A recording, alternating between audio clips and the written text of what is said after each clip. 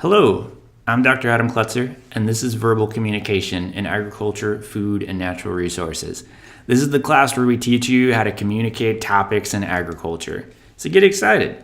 This is the thing. So I may be a little bit biased, okay, but I think that this is actually a good class and a fun class and a thing that you should enjoy because you get to create stuff, you get to be the expert on things, and you get to share the things that you're passionate about with a captive audience that has to listen to you. So that's pretty great, right? So here's some things that this course is not. This course is not easy. People think that it should be or that it is, and I'm here to tell you that it's not. There's a lot of moving parts. It's not a class that you can show up and learn through osmosis and regurgitate some things on a quiz and do fine. This is a class where we make stuff and we share it in a very personal way. And if you don't put in the effort, people will notice, okay? So let's move on and talk about some things for the course. That was not meant to scare you, by the way. That was just meant to be a word to the wise. We're going to talk about why communication. We're going to talk about the syllabus and all the moving parts and the things that you will experience in this course. We're going to talk about assignments and then what I mean by theme and what we're going to do in labs. All right, so here's the big question. Why do we make you do this? Why is this relevant to you? And I'll tell you that, so what is it, like 90% of the population say that they would rather die than give a speech. And that's a real thing. And I'm here to tell you that we have a 100% success rate. Like nobody yet has died in this class. So that's a good thing, a thing for you to look forward to. But here's the real reason. Whenever we go out and we survey like employers, and in this particular study was in more than 100 different fields, including agriculture.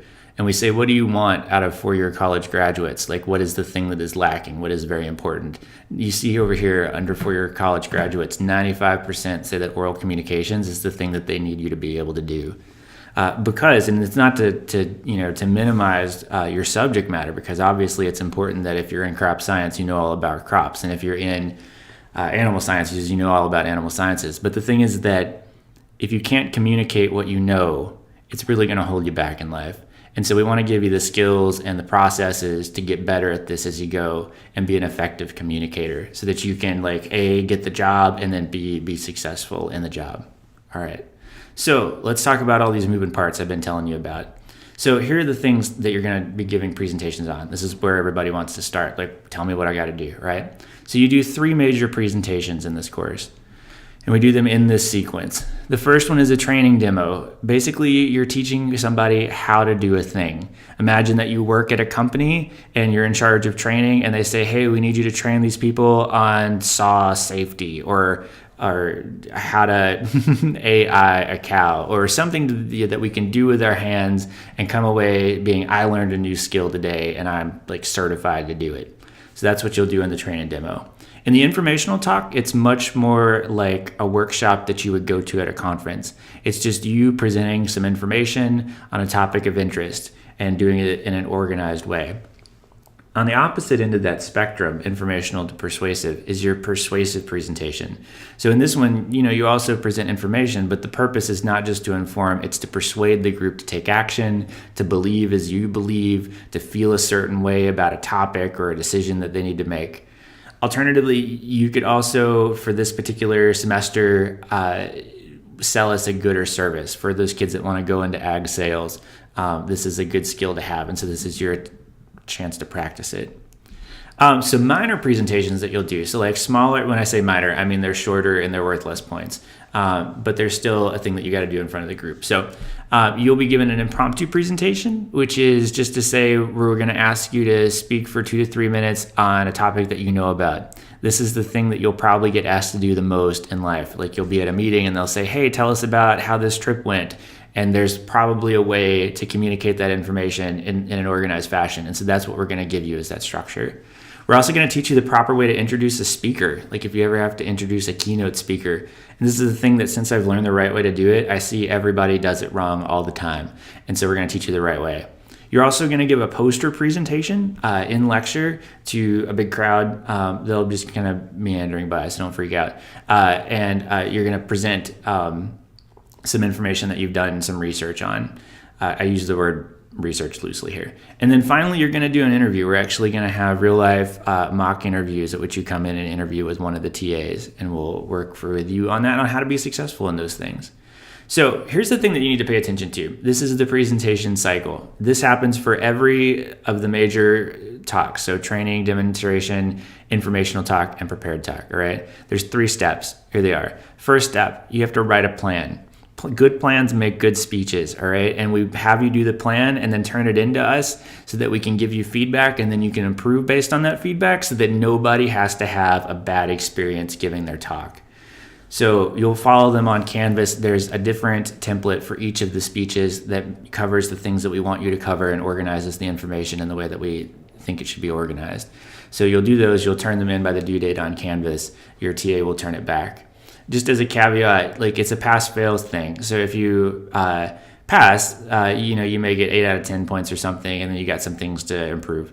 If you fail, it means that your plan that you submitted is so poor that we can't make sense of it, and that you have to completely do it again in order for you to give your speech.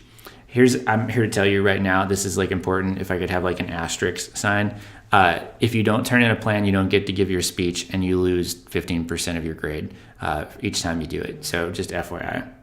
So the next thing that you're going to do is you're actually going to present. So each of the 3 talks will run for 4 weeks. So there'll be 4 weeks of training demonstrations. You will present on one of those days. Your TA will tell you which one so that you know it's coming. And then the rest of the time you get to go and just be an audience member. So that's kind of exciting. And then lastly, after you give your talk, you get to reflect on it, all right? And so we're going to record you on video. We're going to send you your video, and then there's some other ways that you're going to reflect. The logical reason that we do this is that we understand that everybody comes in at different abilities, and we understand that nobody is going to leave here being an absolutely stellar speaker because of the 16 weeks that they spent with us. And so what we're giving you here is a process of planning, presentation, and reflection so that you can continue to improve even after you leave the course. So you can think later on, beyond the, oh man, I did good or I did bad. We'll actually give you some ways to reflect on how you did. Oh, my audience engagement wasn't as up to what it could be, or my visuals were kind of hard to understand. And that is so much more helpful than I did good or I did bad. All right, cool. Some general things. There's a course packet, which basically is our way of passing off the cost of copies to you. Sorry. You need to pick that up at the bookstore. It has all of your rubrics in it and the ways that we're going to score you. In terms of attendance, you have to come to class or you lose points every time. So every time that you're not speaking in lab, you are supposed to be there giving peer feedback, and if you're not, you lose points. We understand that life happens, and if you have to not give your talk one day because of a family emergency or a medical emergency, understand that we understand and your welfare comes first, but also understand that we've seen a million times where people are like, oh, I was so sick and I couldn't give my talk. And we know that that's a lie. So don't do that because you'll lose all your points. So because the reason being is if everybody had that opportunity, everybody would skip out on their talks. And then at the end of the semester, we got this backlog of talks that we don't have time to do. And so that's why we're pretty militant about keeping us on schedule and about you having to give your presentation the day that you're assigned. So for attire, you want to dress professionally. And by professionally, I mean whatever it is that you're giving your talk about. So if you're giving a talk about farrowing crates, you can wear the white onesie with the white helmet, and that's okay. If you're giving a general talk, you just need to dress in business professional. For cell phones, you just want to make sure that they're off. We'll talk about this in lab. Nobody wants to be that person whose cell phone is buzzing while somebody's trying to make it through their talk. And then lastly, we're not having quizzes. So the cumulative portfolio is another big assignment that you'll do that is a written assignment in this class. And again, the logic being that you'll come into this class, and what we really want you to leave with, in addition to some practice speaking, is the skills and processes to continue to get better. And so we weight this really heavily. I think it's worth 20% of your grade. But the reason that we do that is to take some of the emphasis off of the actual giving the talks for people that are super nervous about talks. So it allows us for you to demonstrate that you've learned stuff at the end of the semester, and then it's worth a substantial portion of your grade. And then you can kind of do that at your leisure and write it out and show us. So there's going to be a lot more instructions on that. It actually has its own video. So now I'm going to talk to you about themes. Okay, get excited. So a long time ago, many moons ago, we used to just let people give talks on whatever they felt like. And so every talk was completely different. So some people might want to tell you about how to tie a tie, which is not a thing that you can do, by the way. And then the next time they would tell you about their love of wine. And then the third time they would tell you about, whatever. And so we found that this causes people to reinvent the wheel and to give us terrible presentations. And so what we decided to do is to have a theme, all right? And so your theme is going to be broad, and it's going to be related to your career aspiration or your major, okay? So none of this like, I just want to talk about my sorority, because nobody cares. So it's something within the College of Ag, or if you're a major coming to us, that's not in the College of Ag, like just something related to your career, okay? And so here's an example of what I mean by this. I knew this guy named Corey who was in my class at Virginia Tech, and Corey was like a 5th generation forester. Everything was about forestry with Corey. And I was like, Corey, what's your theme going to be? And he's like, forestry. I'm like, all right, cool. So what he did, his broad theme was forestry. And for his training demo, he did how to age a tree. So we learned 5 different ways to age a tree, from counting the rings to measuring the trunk to whatever. And so that was the how-to things. That's great within the broad topic of forestry. See how this works? The next thing is the informational, and he told us about like the proper way to set up like a logging campsite or something like that. And we're like, all right, that's some factual information that he told us about, and we learned some things. And then for the third thing, the persuasive thing, he came back and said, all right, like one hot topic within the broad theme of forestry is clear cutting. And so he talked about why clear cutting was the best way for us to harvest trees, and then try to bring us around to his point of view. And so you see how all of those things, have a common sort of core information. And so you're doing theme and variation, right? So you've got the general theme of logging, and you're presenting different aspects of it. All right, cool. Hopefully that makes sense. And so your theme will run through all 3 of your major talks. And to help you prepare your theme, you have to write a paper at the beginning. And this course is very front-loaded, and I apologize, but we just got to do a lot of stuff at the beginning, okay? And so what we're asking you to write in preparation for in presenting your theme is a poster abstract of about 2,000 words, which is a decent-sized paper, on a topic or issue related to agriculture or life sciences, or if you're coming to us from a major outside of the college, then just something related to your major or career aspirations. There's specific guidelines on Canvas, but basically what you're doing is you're doing all of the research that you're going to use in all 3 of your talks up front, okay? So you'll come back to this like a well to find facts for your talks later on. And you'll also turn this paper that you're going to write into your research poster presentation that's also going to happen that I talked about. So you get a lot of miles out of it. It's a lot of work at the beginning, but it's going to come in handy. And I will tell you, you're not supposed to cut and paste like a paper that you've turned in before. But I encourage you to, if you've written a paper on, GMOs and like your crop science courses, to take that and use it for your poster abstract, to, rewrite it to fit the prompts that were given to you. Because you should always speak on a topic that you know a lot about. So don't set out, to like recreate the wheel and try to learn something brand new. We want you to be doing things that you know really well and can be successful at. So, all right. So in labs this week, here's what's about to happen. Some of you may have already gone. But so this week, we're going to do introductions and get acquainted games, because why not? You're all going to be together. We're all going to support each other and clap, and standing ovations get extra credit. That's a joke. Anyway, your TA is also going to talk about his or her expectations for you. And then we're going to talk about how to do audience analysis, which is the thing that you have to do for every talk. And then finally, we're going to spend some time brainstorming topics. So these could be topics for themes or topics for your train and demo. And sometimes it just helps to sit in a group and generate ideas as opposed to sitting by yourself and doing it. Next week, we're going to dive into some of the details. So we're going to talk about writing a written plan for your training demo, which is the one that comes first.